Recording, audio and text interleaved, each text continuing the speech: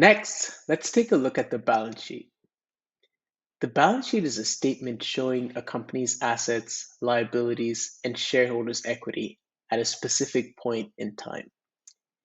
It is the statement that we look to let us know what the financial position of a company is at any point in time and how the position has changed over time. As the definition suggests, this is typically broken down as follows. First, the assets. An asset is an item of value owned or controlled by a company, which the company expects will provide a future benefit. The assets of a typical lending business are made up of cash and cash equivalents, which represent cash in the company's bank account or other liquid assets that can be easily turned into cash.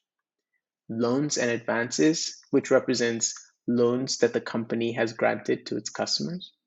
And other assets, which represent other assets of the company, for example, expense prepayments, goodwill, intangible assets, etc. Summing all these up, we get the total assets of the company. Next on the balance sheet is the liabilities. A liability is something a company owes, usually in the form of a sum of money.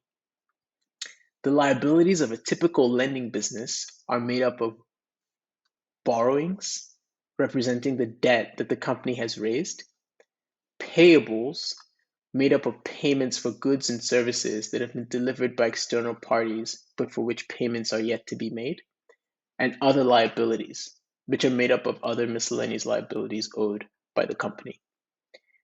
Summing all these up, we get the total liabilities of the company. And the last section of the balance sheet is the shareholders' equity. The shareholders' equity represents the residual claim on assets that the shareholders have after a company's debts have been paid. This is made up of the amount of money the company's shareholders have invested into the business in return for shares, known as the share capital, and the accumulated portion of a company's profits that have not been distributed to shareholders, but instead are reserved for reinvestments back into the business. This is known as retained earnings. Summing these up, we get the total shareholders' equity of the company.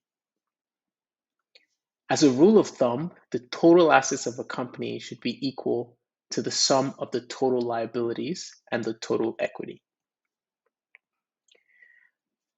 Now, when analyzing the balance sheet of a lending business, we are looking to see one, a positive and growing asset base. We're especially looking for growth in loans outstanding between periods as it signifies the growth of the company we're analyzing. We're also looking for positive and growing shareholders' equity. Now, we prefer this growth to be driven by growth in retained earnings, as it indicates that the company is growing in a sustainable way. That said, we are also happy to see growth from growth in the company's share capital, as it indicates that the company has the ability to raise equity to fund its growth. We do not want to see, or we typically don't want to see, and typically don't fund companies that have negative shareholders' equity, because this tells us that there is no value in the business after the liabilities have been paid off. So that does it for the balance sheet. Next up, we're going to be talking about the cash flow statement. Thank you.